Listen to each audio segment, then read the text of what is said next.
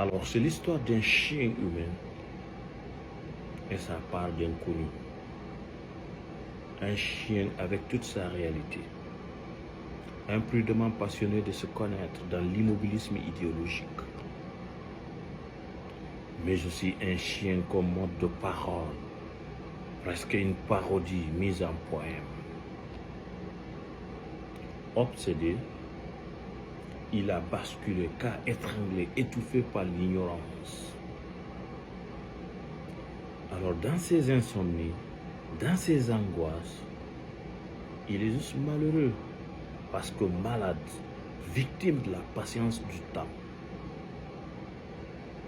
Alors il essaye le passage en force pour décorer un océan, dont tout l'enjeu est de punir l'hospitalité, profaner l'humanisme,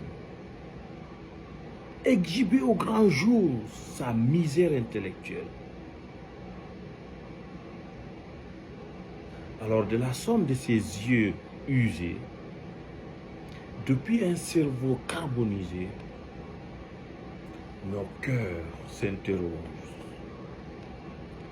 car il dessine la nuit pour le simple plaisir des jeux de mots. Et il hait les autochtones Dialonka pour montrer son courage. Curieusement, il n'a pas la vie de son âge, le chantage du temps. Et je ne saurais dire qu'il copie Hitler,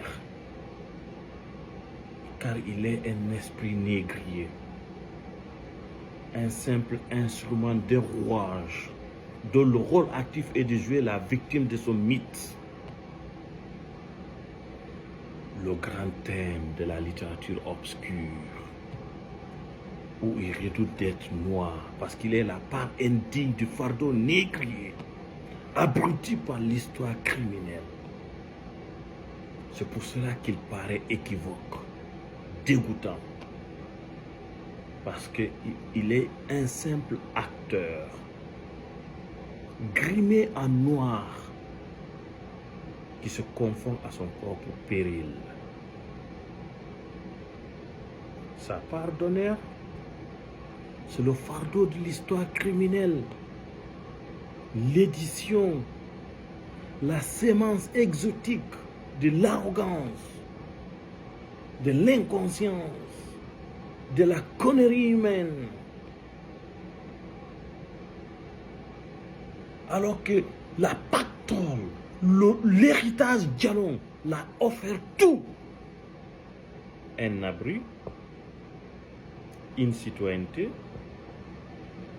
une conscience historique, une civilisation, une culture, une grâce, une démocratie, la conviction des univers.